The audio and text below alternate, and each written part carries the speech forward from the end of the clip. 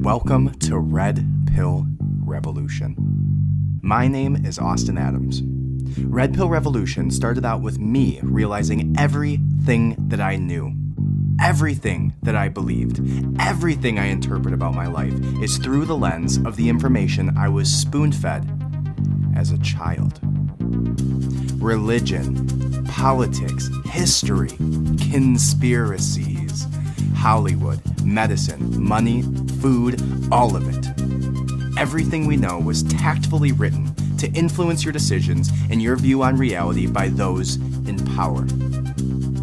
Now, I'm on a mission to retrain and re-educate myself, to find the true reality of what is behind that curtain, and I'm taking your ass with me. Welcome to the revolution. Hello and welcome to Red Pill Revolution. My name is Austin Adams, and this is episode number 11 of Red Pill Revolution. And thank you so much for joining me. Super excited to talk about this topic today. We've had some really interesting things happen over the last week that we're going to dive into as far as current events go first. But after that, we're going to talk about something that's even relevant today, even though it happened hundreds of years ago, which is the Salem Witch Trials. All right. But to start us off today, and to get us to that point, we are going to first discuss some other really interesting topics. The first of them being something that pertains to the Jeffrey Epstein case and Ghislaine Maxwell case. I guess there's not much of a Jeffrey Epstein case anymore. That one kind of died off, if you know what I mean. But what we're going to talk about today first is going to be the unsealed Epstein documents that have to do with Jeffrey Epstein actually paying off one of the individuals, Virginia Giuffre, and the fact that Prince Andrew was actually found to be in those documents, and there was some possible implications to what was released. So we'll talk about that first. Then we're going to talk about some interesting information that came up and an interesting topic of late, which is Mass Formation Psychosis. If you haven't heard about this, this is something that came up recently on the Joe Rogan podcast, where he had Dr. Robert Malone, the creator of the mRNA vaccine technology, onto his podcast, and he brought up some really interesting points. And then that's going to take us all the way home to the Salem Witch Trials, which I know a lot about. I just actually researched it a little bit ago, a few months back, and I've been dying to talk about this topic. So I'm really interested in, I'm really interested to talk about this. It's something I've dove into quite deeply. So without further ado, welcome to the revolution. But before we talk about all that, you know the drill. Let's go and smash that subscribe button. I'd appreciate it so much. If you'd enjoy my content, whether it's on Instagram, we just joined Getter, which is a Twitter alternative. And if you enjoy our content there, you're going to enjoy our content on our Substack. Go ahead and join our Substack as well. On top of hitting that subscribe button right now, redpillrevolution.substack.com. Every single week, we release a podcast companion. And it's going to have all of the related articles, all of the related videos, and documents that we discuss throughout the actual podcast itself. And it will include the video version. If you're only listening here on Apple Podcasts, listening on Spotify, wherever you're listening to this right now, you can actually watch the podcast too. So we do have a YouTube channel. We also have a Rumble, which lags behind about an episode or two, but the YouTube is up to date. I'm going to have the Rumble up to date as I remind myself just saying that. So go ahead and watch the video. Go subscribe to our Red Pill Revolution Substack, redpillrevolution.substack.com. If you would like to support the podcast, it is $7 for the paid newsletter, and we include some really interesting long-form writing topics that I write out for you guys, on top of the free podcast companion, as well as our Ghislaine Maxwell and Epstein updates that go on as information comes out. On top of that, we also have some merchandise. We have our Misinformation Mafia sweaters, t-shirts that are still in, and some other cool things. You can check those out at redpillrevolution.co. That's all I got. Let's go ahead and dive into it. And to start today, the very first topic, like we talked about, was going to be the releasing of information regarding Jeffrey Epstein and Virginia Giuffre, which pertains to and is relevant today because the judge blocked several attempts by Prince Andrew himself to try to not release this information. So he tried several times to get the judge to keep these documents sealed, and the judge said, go screw yourself and release them anyways. So let's watch this video right here, which will give us a little bit of insight. Now, just to let you guys know, for some reason I use The Hill. I don't have any bias. I don't listen to any news myself. But from what I've heard, The Hill is fairly good at giving both sides of the opinion, both sides of the spectrum as far as politics go. So if you have a better option, let me know. The Hill is just something that I've stumbled across that's not Fox, that's not CNN, that gives a little bit more centrist opinion. So here we go. This week it says by Kim Iverson, it says unsealed Epstein documents might actually let Prince Andrew off the hook. So let's see what she has to say about this. So Virginia Giuffre, who is one of the victims of Jeffrey Epstein's sex trafficking ring, is attempting to sue Prince Andrew in a New York court. But it's hit a snag. So for a refresher, Virginia, who is now 38, alleges that when she was a teenager, Ghislaine Maxwell recruited her while she was working at Trump's Mar-a-Lago to be one of Epstein's girls. So from 2000 to 2002, Virginia says she was shuffled between Epstein's residences in Palm Beach, Florida, and New York, where she says she was instructed to have sexual encounters with a variety of Epstein's associates. And Virginia named names. She says that she was instructed to have sex with hedge fund manager Glenn Dubin, attorney Alan Dershowitz, former New Mexico Governor Bill Richardson, the late MIT scientist Marvin Minsky, lawyer George Mitchell, modeling agent Jean-Luc Brunel, and British royal Prince Andrew. So if you remember, there is this notorious photograph of a teenage Virginia Giuffre with the prince's arm around her waist. So no criminal charges have been filed against Prince Andrew. Maybe the statute of limitations have passed. Maybe the DA doesn't think there's enough evidence. Maybe he's too powerful to go after. Whatever the reason, Prince Andrew isn't currently facing criminal charges. However, Virginia is attempting to sue him civilly in court. So remember, O.J. Simpson was found not guilty in a criminal court, but he was found liable in a civil court. So that is what Virginia is attempting with the prince. Now for the snag. So yesterday, Prince Andrew's legal team, in an effort to stop the lawsuit from going forward, was able to get some old court documents unsealed. And what we've learned from these now unsealed documents is that back in 2009, Virginia sued Jeffrey Epstein and was awarded $500,000. Part of the settlement included language that released any other Epstein defendants from civil liability. So Prince Andrew's attorneys are arguing that this means Virginia cannot sue him. So today in court, a New York judge will hopefully decide if this is the case. But it's tricky because the language has some wiggle room. It specifically reads, quote, for and in consideration of the sum of $500,000, hereby remise, release, acquit, satisfy, and forever discharge the said second parties and any other person or entity who could have been included as a potential defendant from all manner of action and actions of Virginia Roberts, which was her name at the time, including state or federal. So it says it discharges the said second parties, and that would be the ones named in the suit. But it also says any other person or entity who could have been included as a potential defendant. So it'll be up to the judge if Prince Andrew, who isn't specifically named in the 2009 suit, qualifies as a potential defendant who could have been included in that 2009 suit after all. So Virginia's lawyers are going to first try and argue that Prince Andrew would not have been included in the previous suit. And I'm sure they're going to come up with all sorts of arguments as to why. But another angle her attorneys are expected to argue is in regards to where suits can be filed. So in her 2009 settlement, it says Virginia forever discharges potential defendants from future liability, state or federal. The argument will come down to the interpretation of state.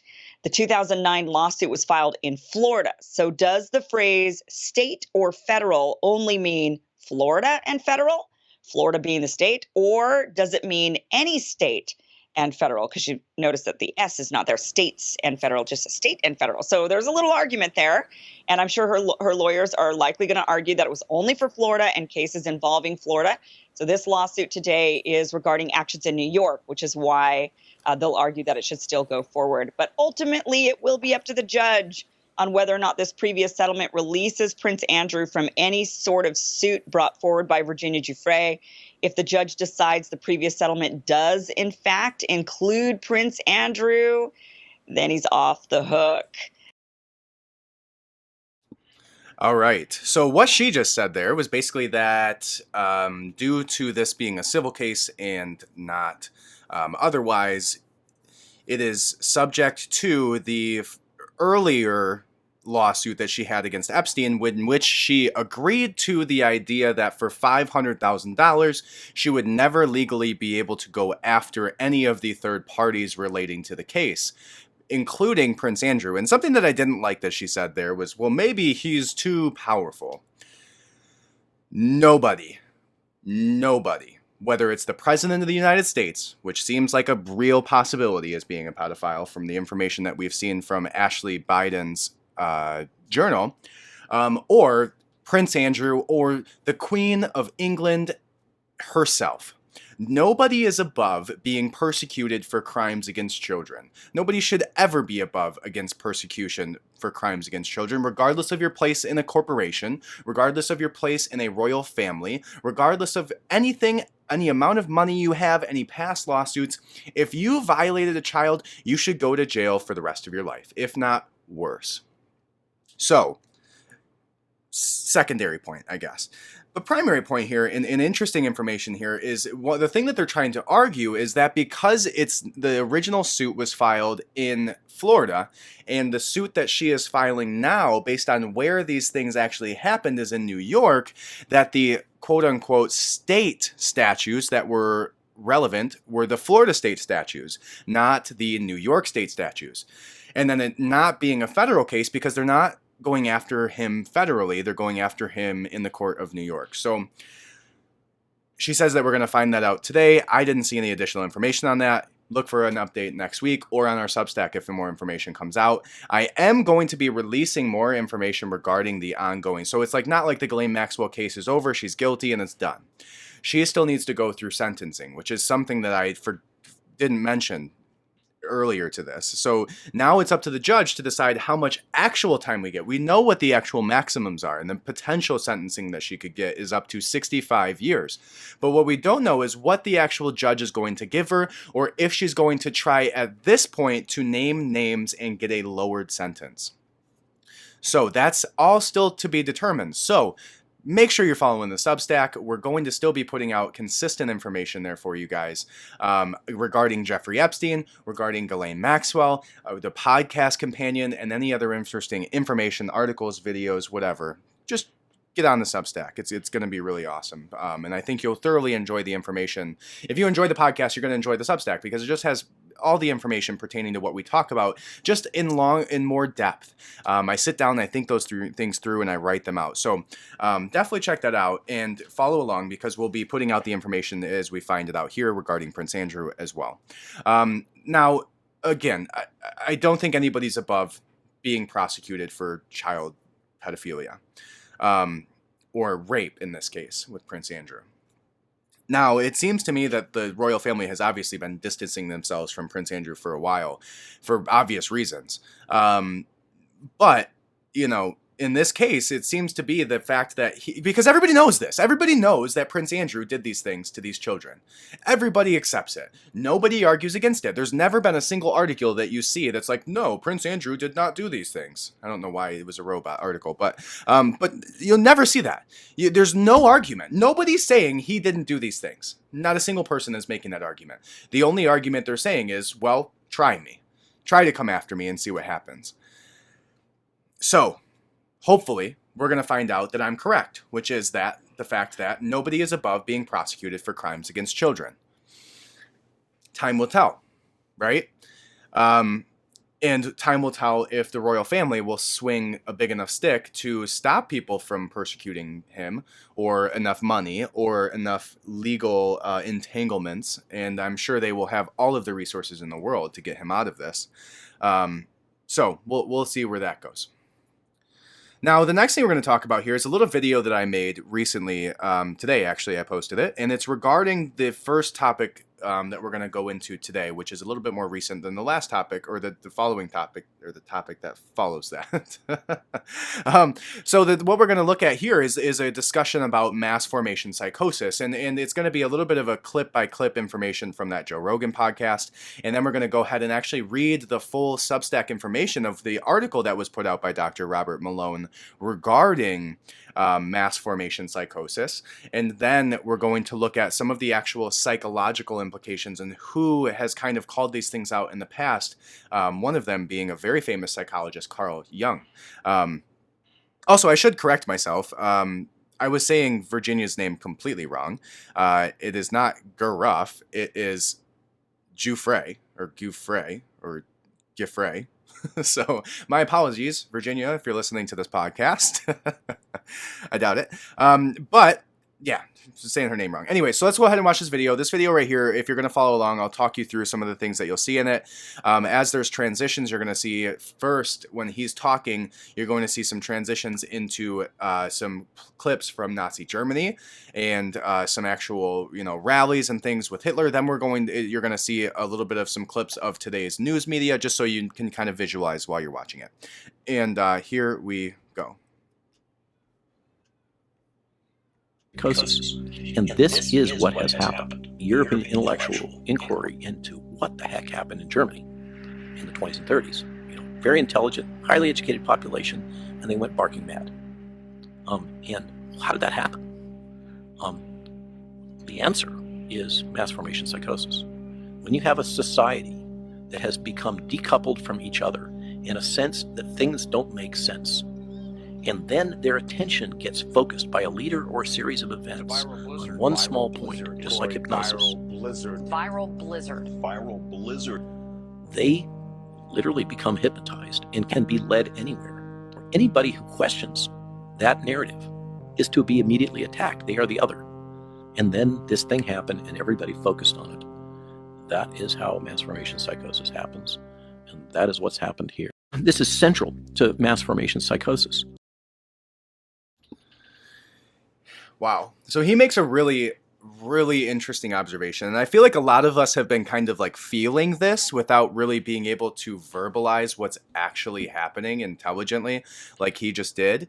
But he just explained what we're all feeling. It's been so weird. It's been so weird, looking at everybody around us. I go to the supermarket, I don't even know if those exist anymore. I go to Kmart. I go to the grocery store, and literally everybody. You go to Target, you go to the mall, you go any of those places right now, and you're going to see almost, at least where I'm at, you're going to see a ton, like probably 85% of people are wearing a mask right now.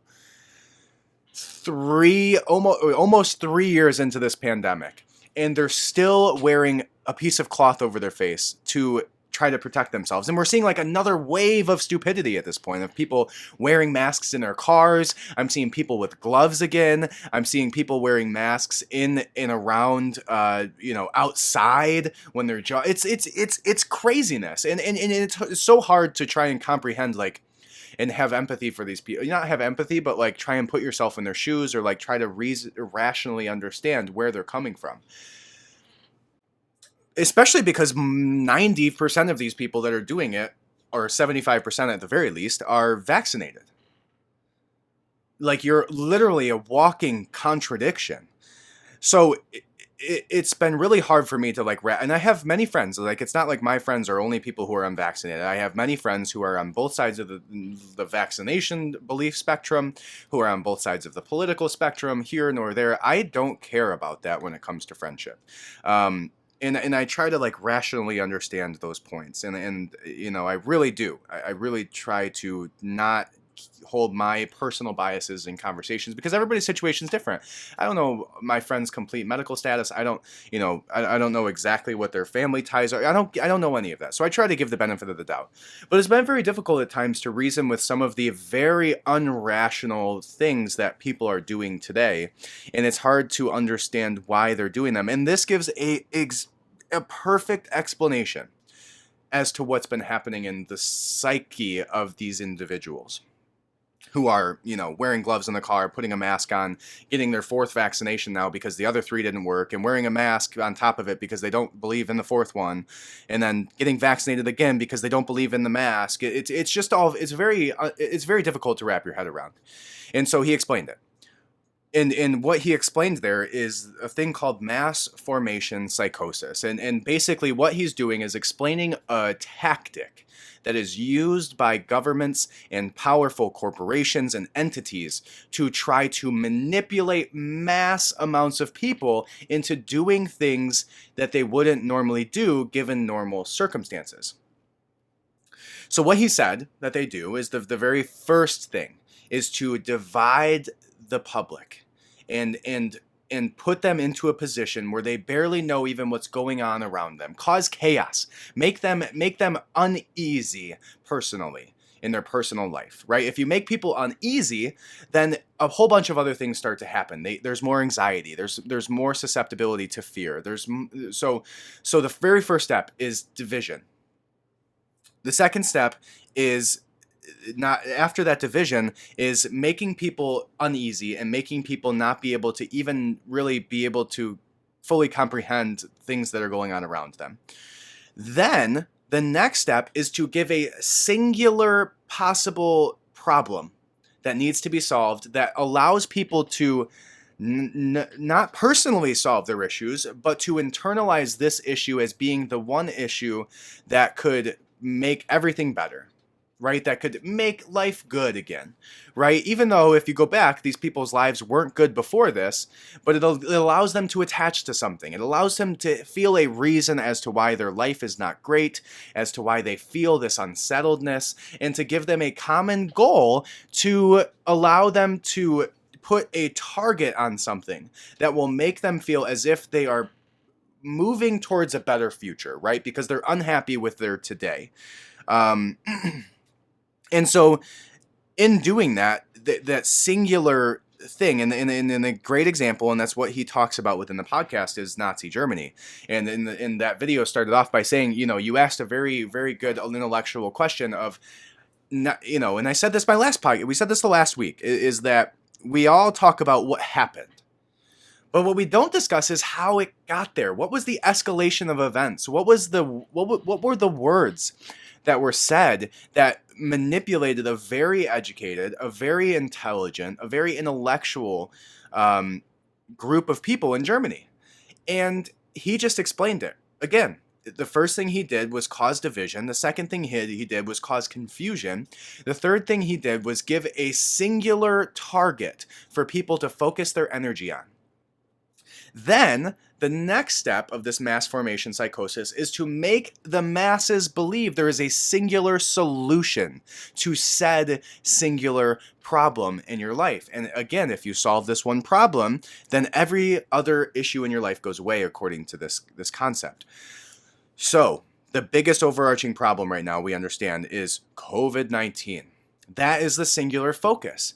Now, the divisiveness came far before that. And as I get further into this, and as I further understand this concept, it makes me believe that this play has been happening for at least 4 or 5 years. Because the only way to implement divisiveness, and something divisive enough to cause the public to literally divide families, divide friendships, and begin this hate war, excuse me,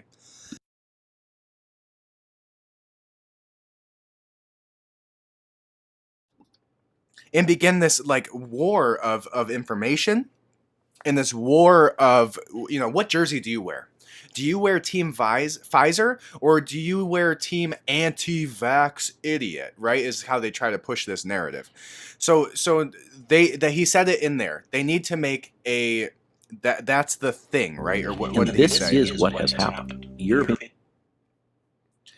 What does The he say? intellectual inquiry into what the heck happened in Germany in the 20s and 30s. Very intelligent, highly educated population, and they went barking mad. And how did that happen? The answer is mass formation psychosis. When you have a society that has become decoupled from each other in a sense that things don't make sense, and then their attention gets focused by a leader or a series of events on one small point, just like hypnosis. Viral blizzard. They literally become hypnotized and can be led anywhere. Anybody who questions that narrative is to be immediately attacked. They are the other. And then this thing happened and everybody focused on it.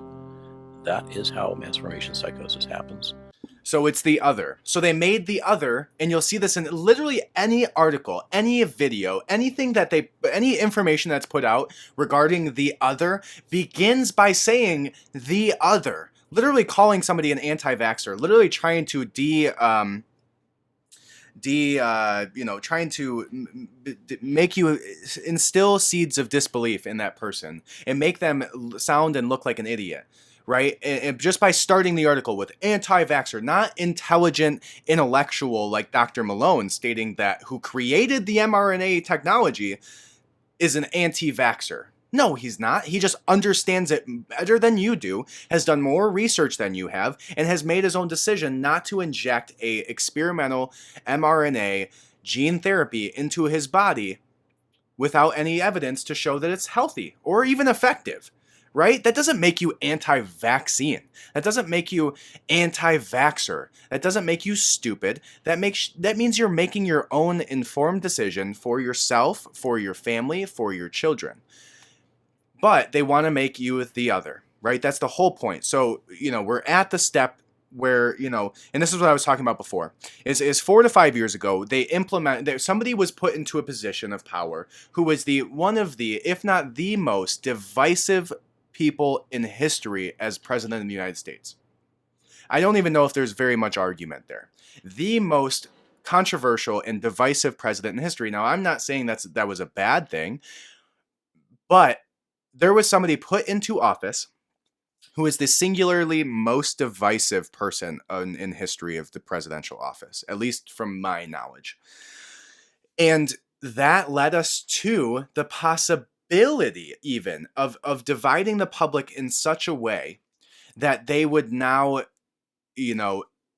be so hateful and be so burning with hate and venom.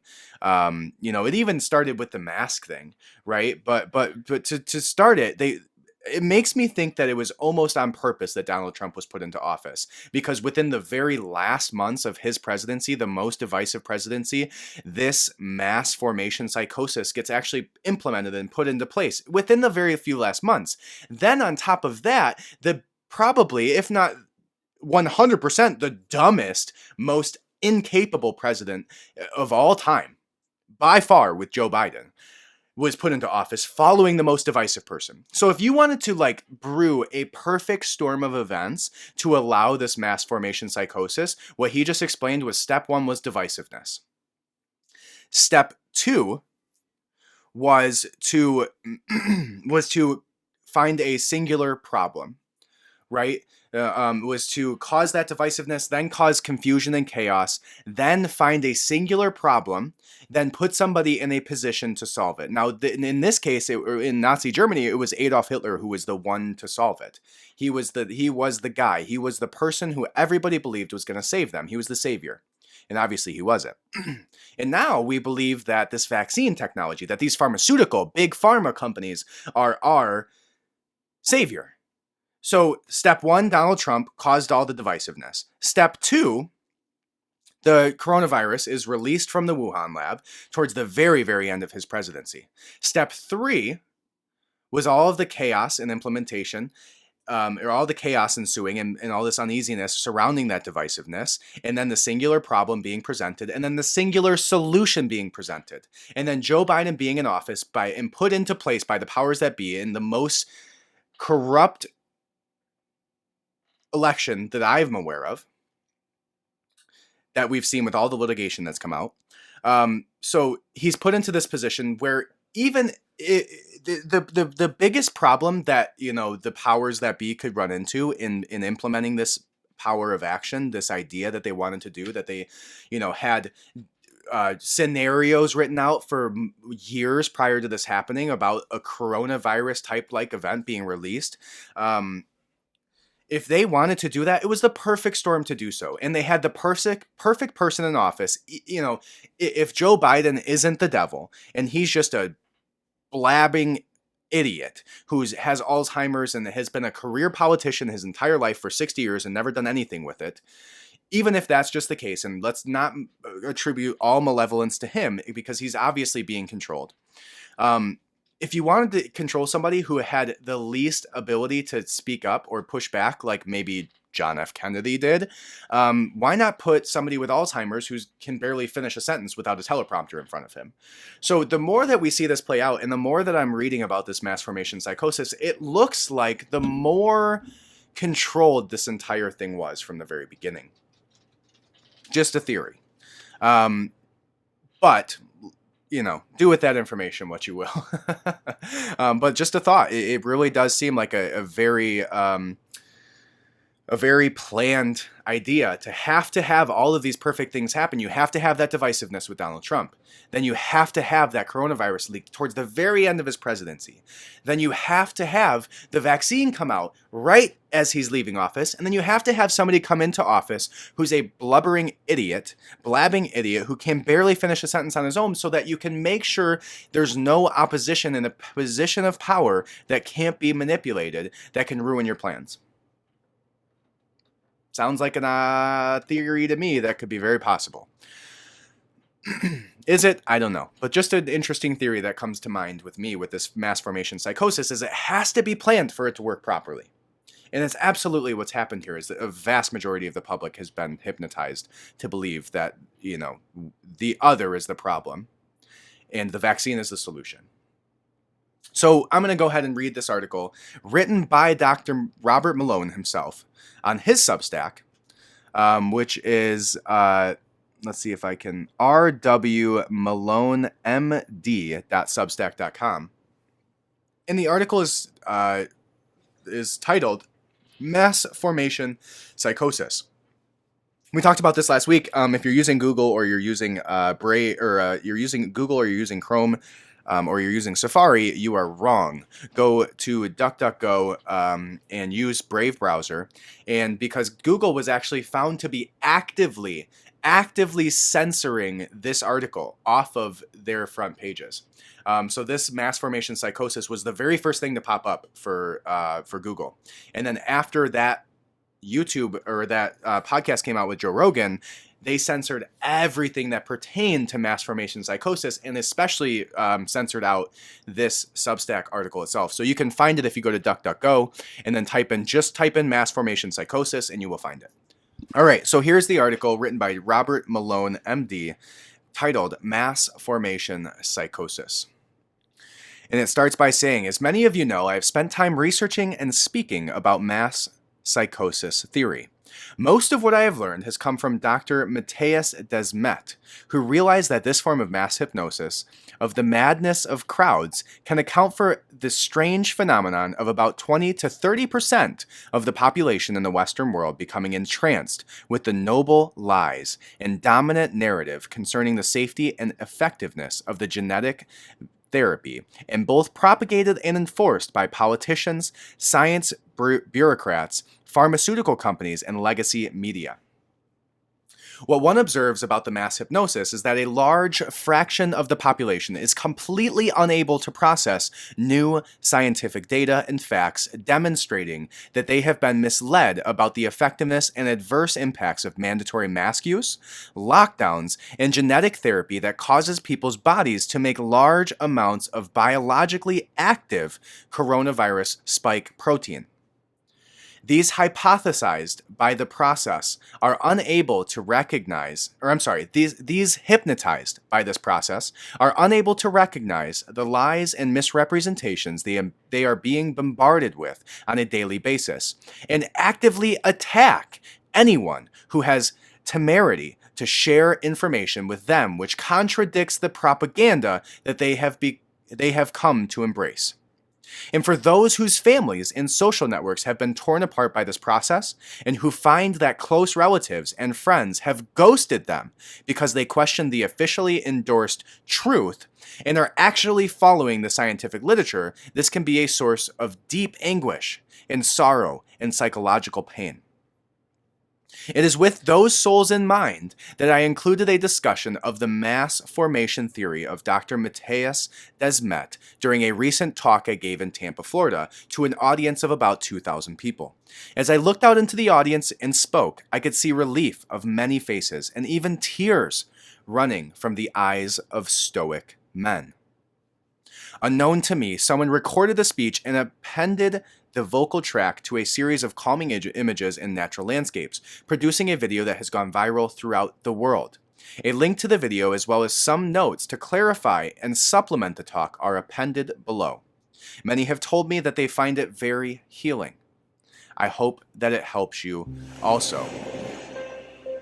Okay, now I have the video here. I'm going to include this video on the Substack. It's 13 minutes long. I don't want to bore you guys with the video, but if you are interested in it, I will include it on this week's podcast companion. So definitely check that out. It's 13 minutes long, and it's a video by Dr. Malone himself discussing mass psychosis theory. A brief overview of mass formation, which was developed by Dr. Matthias Desmet. He is a psychologist and a statistician. He is at the University of Ghent in Belgium, and I think Dr. Matthias is onto something about what is happening, and he calls this phenomenon mass formation psychosis.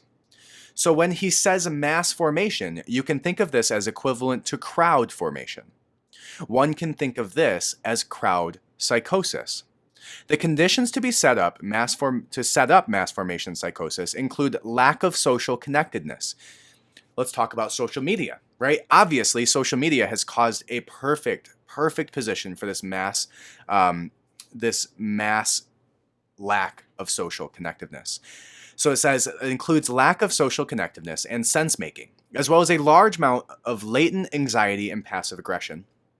When people are inundated with a narrative that presents a plausible object of anxiety, so a plausible object of anxiety, and strategy for coping with it, object of anxiety being COVID, and strategy for coping with it being the vaccination, then many individuals together to battle the object with a collective singleness in mind. This allows people to stop focusing on their own problems, avoiding personal mental anguish. Instead, they focus all of their thought and all of their energy on this new object. And you saw that with COVID a little bit. You saw that where people like almost got excited because something was happening, even when the lockdowns happened, even when they were told not to do something, even when they got to get new cutesy little prints on their masks.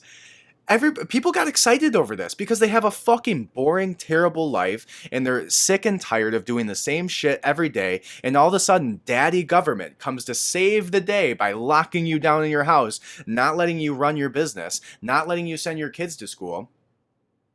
They're excited about it because it's a change to the mental anguish and the problems that they faced themselves in their own life today, and allows them to have a common enemy that is outside of them to correct, right? So, as mass formation progresses, this is me continuing on the article, the group becomes increasingly bonded and connected. And we've seen people do this a ton, right? We see literally people getting Pfizer tattoos. Literally people saying they're Team Pfizer. Like, how weird. Like, why would anybody want to wear the jersey of a big pharmaceutical company that has been sued into oblivion for mass human experimentation? Is beyond me. But we've seen it, right? The group becomes increasingly bonded and connected. Their field of attention is narrowed and they become unable to consider alternative points of view. Leaders of the movement are revered, unable to do no wrong. And in this case, let's compare it to Nazi Germany. That person was Adolf Hitler.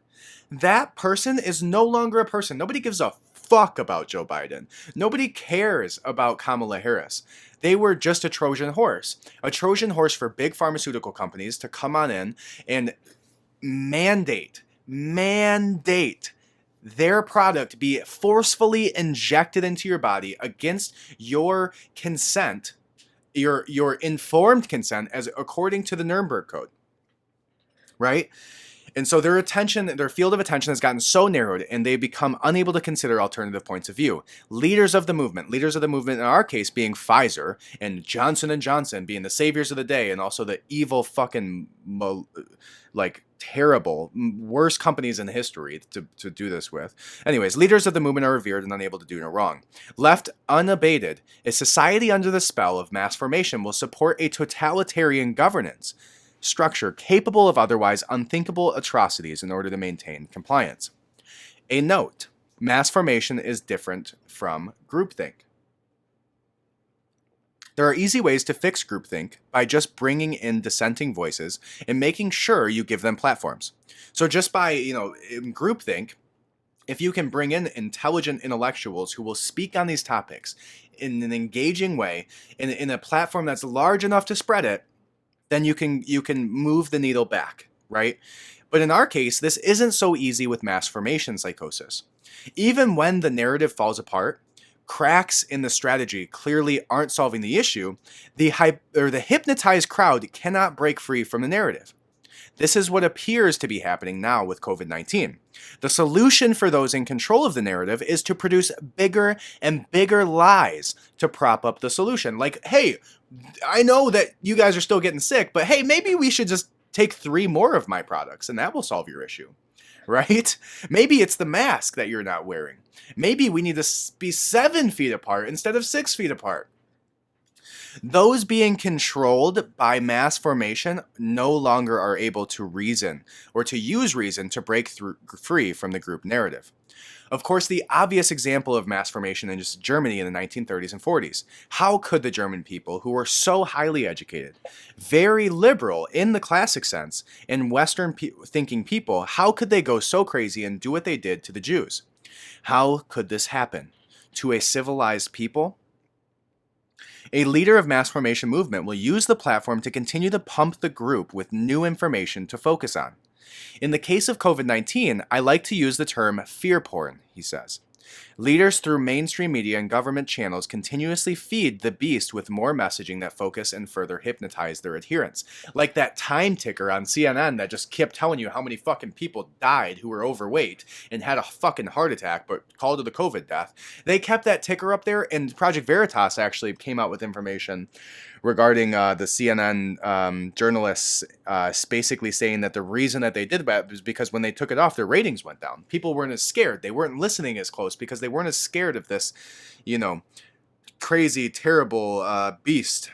It goes on to say that studies suggest that mass formation follows a general distribution. 30% of people are brainwashed, hypnotized, and indoctrinated by the group narrative. So deeply indoctrinated and hypnotized. 40% of people in the middle are persuadable and may follow if no worthy alternative is perceived. So if they don't think masks are going to work and they're truly scared of COVID and they, really have a reason to believe it, they can be manipulated and persuaded to go one side to the other. And then 30% of people fight against the narrative. That's me. That's hopefully you. Right? That actively talking about this. Even if you're vaccinated. If you're vaccinated and you're listening to this podcast, I commend you even more. Good for you to know that, there's a difference between doing something that's right for you and then forcefully implementing that for other people, right? Because my decisions for me and my family in my medical status and history, it could be completely different than yours, and that's fine. And I get that, right? So, but just don't be on that 30% that's brainwashed and hypnotized and indoctrinated to believe that the government or big pharma is your savior, because they're not. Nobody's fucking coming for you. And the best thing that you can do is get healthy. The best thing that you can do is eat right. The best thing that you can do is supplement your food with the proper nutrients that your body needs, like vitamin D, like vitamin B, like vitamin C, right? But nobody's talking about that because that's not the solution that they profit from, right? So, those that rebel and fight against the narrative become the enemy of the brainwashed and are a primary target of aggression because it breaks their reality, right? It shreds the matrix for them.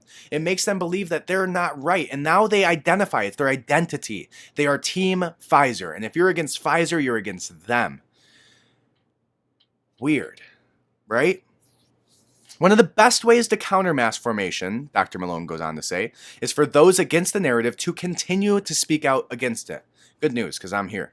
Which serves to help break the hypnosis of some in the brainwash group, as well as persuade the persuadable middle to choose reason over mindlessness.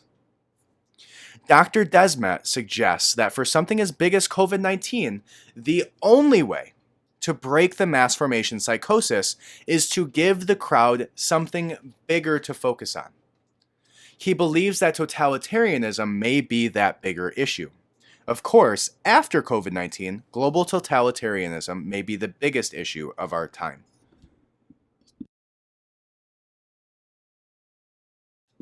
And I think that last part's important too. He talks about the only way to break mass formation psychosis is to give the crowd something bigger to focus on, a different singular focus to put their energy into. And in this case, you see the government walking that line at this point pretty well of pushing and then pulling back. And then pushing, or even better, if you don't want me to come closer to you, I heard Dr. Peterson talk about this, where he says, if you don't want me to come closer to you, if you want your space, if I was smart, if I wanted to encroach upon that space, I would move forward just an inch. And then I would wait. And I would move forward another inch. And I would move forward another inch until you said something. And as soon as you said something, I'd stop. And I'd do nothing and I'd stand there. And then I would wait. And then I would move an inch forward. And then another inch. And then when you said something, I'd stop. And so on and so forth. Until I'm right exactly where you didn't want me to be, but you didn't say anything or you didn't stop me because I did it an inch at a time. It's the boiling frog theory, right? So the idea that that line that they're walking is the line between totalitarianism being that next singular object by doing enough against the people that the 40 and the 30% that are not fighting back actively currently begin to fight back. So they're walking that line very well right now. And we see the boiling frog theory in play here. Oh, it's just masks. Oh, we're not going to do that vaccine passport stuff. That's a conspiracy theory. Right? We're not going to lock you down for good. We're not going to forcefully mandate vaccinations or genetic therapy on you. Until we do. We're not going to implement a social credit system. Of course not. Until we do. Right? And so they're doing that perfectly, and they're walking that line in a way that the psychology, the deep, complex psychology that they're using to manipulate you should offend you. It's literally just a massive gaslighting of the American people and of the world at this point, right? It's unbelievable. And Carl Jung has called this out for a while now. Carl Jung being a famous psychologist who came up with, I think it's the 16 personality traits that is very commonly accepted. And there's some really great actual personality tests that you can take based on Carl Jung's theories of personality. But Carl Jung is a world-renowned psychologist, one of the greats, right up there with Freud.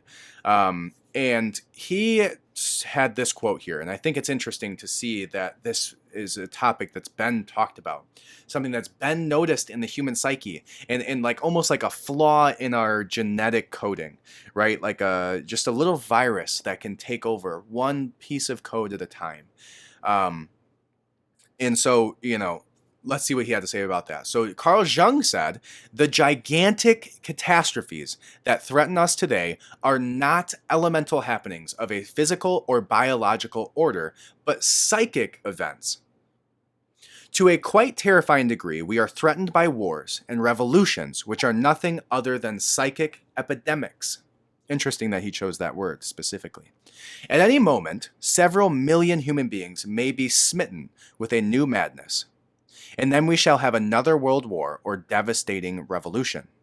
Instead of being at the mercy of wild beasts, earthquakes, landslides, and inundations, modern man is battered by the elemental forces of his own psyche.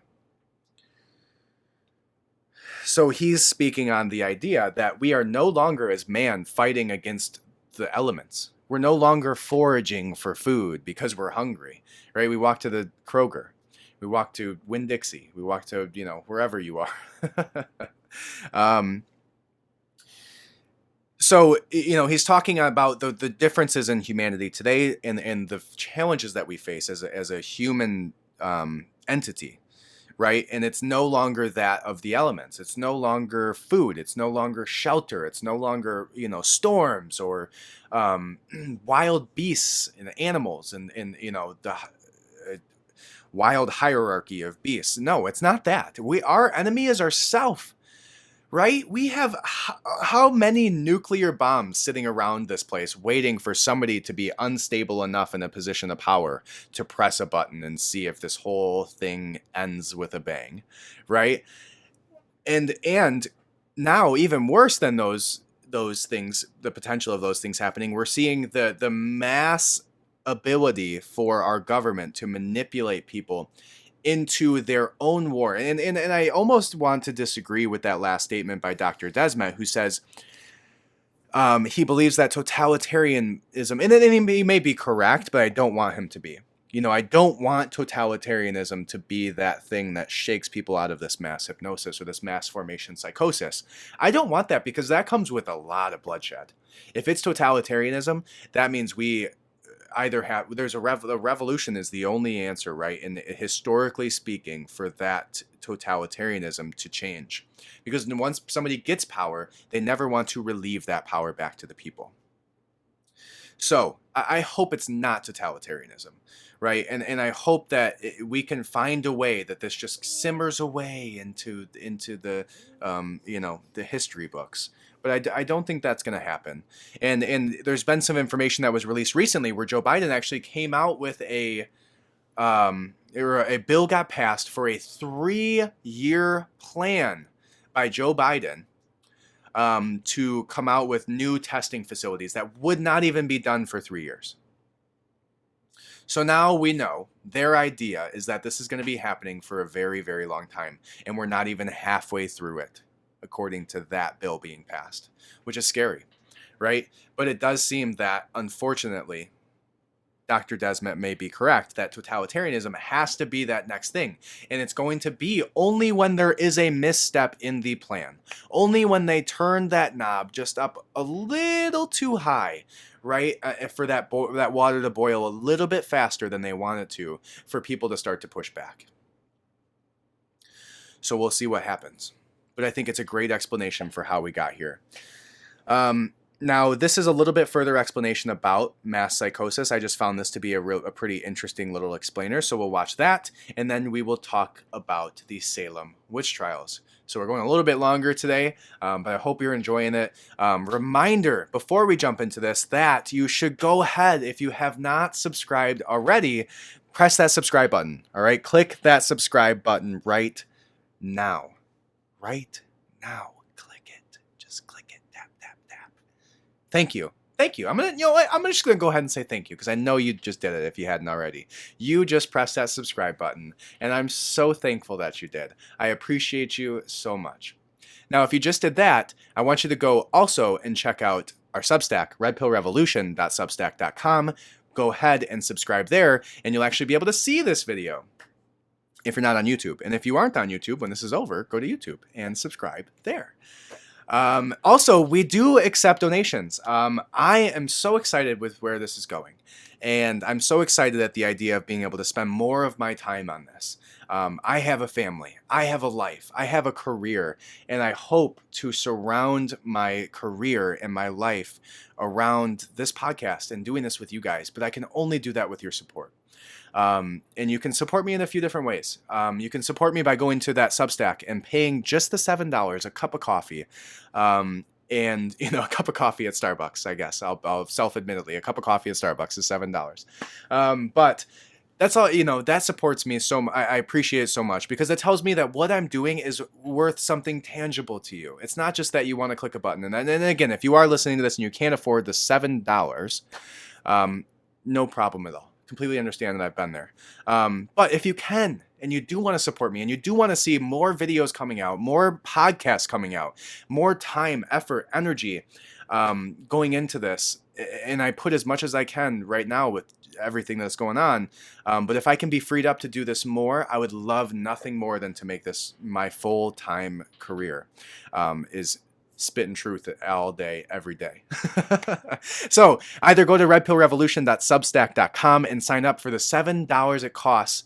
You can even pay more if you want to, and I would appreciate that too. Or you can go directly to givesendgo.com/redpillrevolution and make a direct donation. Givesendgo.com/redpillrevolution, or go to our Instagram at redpillrevolt and go right to the link tree at the link in the bio, and you can actually donate right there, which I thought was pretty cool that link tree did that. So thank you, because I know you press the subscribe button, and I know if you got $7, you're gonna go sign up for that. So thank you so much. Moving on, let's go ahead and watch this video.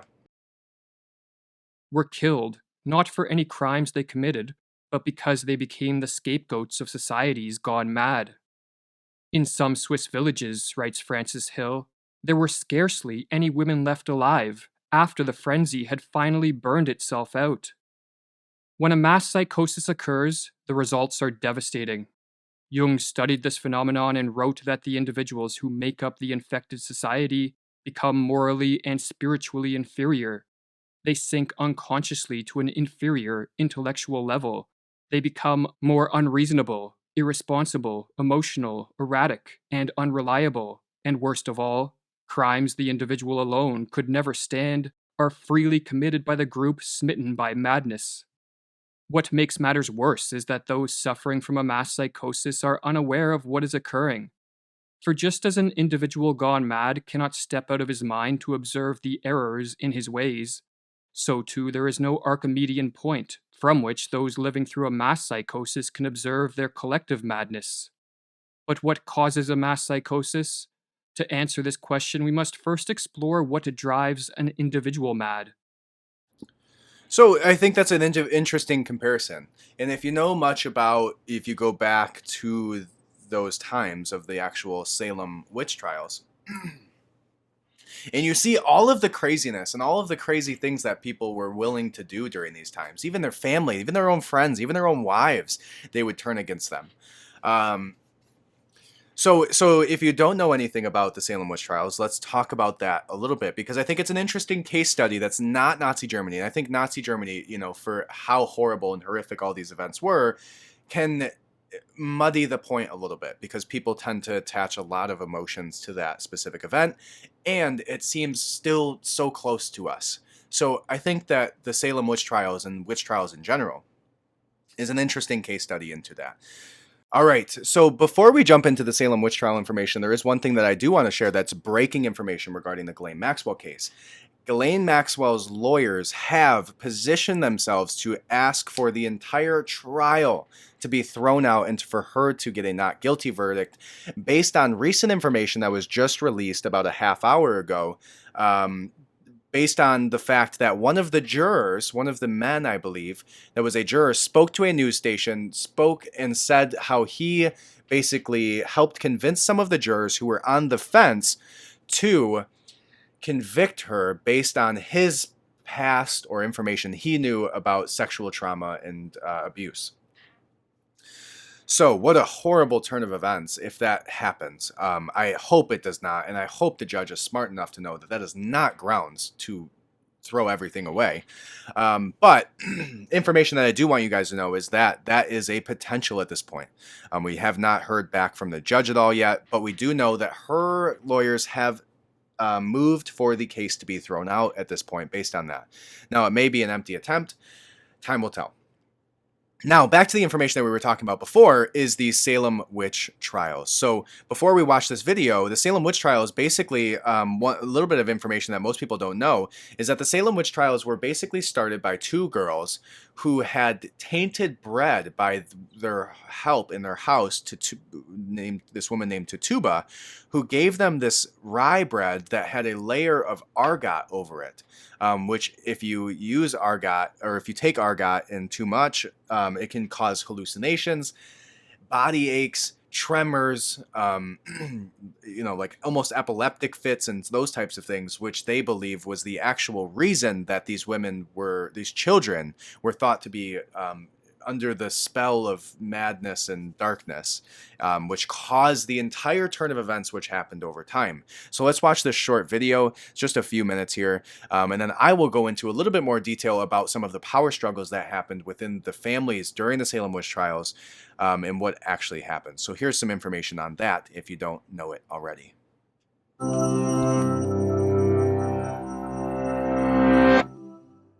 You've been accused of a crime you did not commit. It's impossible to prove your innocence. If you insist that you're innocent anyway, you'll likely be found guilty and executed. But if you confess, apologize, and implicate others for good measure, you'll go free. Do you give a false confession or risk a public hanging? This was the choice facing those accused of witchcraft in the village of Salem, Massachusetts, between February 1692 and May 1693. They were the victims of paranoia about the supernatural, misdirected religious fervor, and a justice system that valued repentance over truth. Salem was settled in 1626 by Puritans, a group of English Protestants. Life was strict and isolated for the people of Salem. Battles with their Native American neighbors and groups of French settlers were commonplace. People feared starvation and disease, and relations between villagers were strained. To make matters worse, 1692 brought one of the coldest winters on record. That winter, two cousins, 9-year-old Betty Paris and 11-year-old Abigail Williams, started behaving very strangely. A physician found nothing physically wrong, but diagnosed the girls as under an evil hand. Puritans believed that the devil wreaked havoc in the world through human agents, or witches, who blighted nature, conjured fiendish apparitions, and tormented children. As news swept through the village, the symptoms appeared to spread. Accounts describe 12 so-called afflicted girls contorting their bodies, having fits, and complaining of prickling skin. 4 of the girls soon accused 3 local women of tormenting them. All 3 of the accused were considered outsiders in some way. On February 29th, the authorities arrested Sarah Good, a poor pregnant mother of a young daughter, Sarah Osborne, who had long been absent from church and was suing the family of one of her accusers, and Tituba, an enslaved woman in Betty Paris's home known by her first name only. Tituba denied harming the girls at first, but then she confessed to practicing witchcraft on the devil's orders and charged Good and Osborne with having forced her. Osborne and Good both maintained their innocence. Osborne died in prison, while Good's husband turned against her in court, testifying that she was a witch or would be one very quickly. Good's 4-year-old daughter was imprisoned and eventually gave testimony against her mother. Meanwhile, Good gave birth in jail. Her baby died, and she was convicted and hanged shortly thereafter. Tituba was held in custody until May and then released. These 3 victims were just the beginning. As accusations multiplied, others, like Tituba, made false confession to save themselves. The authorities even reportedly told one accused witch that she would be hanged if she did not confess and freed if she did. They were not particularly interested in thoroughly investigating the charges. In keeping with their church's teachings, they preferred that the accused confessed, asked for forgiveness, and promised not to engage in more witchcraft. The court accepted all kinds of dubious evidence, including so-called spectral evidence, in which the girls began raving when supposedly touched by invisible ghosts. Complicating matters further, many of the jurors in the trials were relatives of the accusers, compromising their objectivity. Those who dared to speak out, such as Judge Nathaniel Saltonstall, came under suspicion. By the spring of 1693, over 100 people had been imprisoned, and 14 women and 6 men had been executed. By this time, accusations were starting to spread beyond Salem to neighboring communities, and even the most powerful figures were targets. When his own wife was accused, the governor of Massachusetts colony suspended the trials. Sentences were amended, prisoners released, and arrests stopped. Some have speculated that the girls were suffering from hallucinations caused by fungus, or a condition that caused swelling of the brain. But ultimately, the reason for their behavior is unknown. What we do know is that adults accepted wild accusations by children as hard evidence. Today, the Salem Witch Trials remain a cautionary tale of the dangers of groupthink and scapegoating, and the power of fear to manipulate human perception. Weaponized accusations of witchcraft were around for millennia before reaching the village of Salem. So a really interesting case study on that groupthink and mass formation psychosis. And it's easy to like look at these like witch trials and like kind of like distance yourself from them in time, but what happened to that woman with the last name Good is horrifying. Horrifying. Her own husband turned against her in court. Her 4-year-old daughter was sent to jail until she sat and implicated her own pregnant mother, and then the mother gave birth in jail to a child that did not live, and then was hung.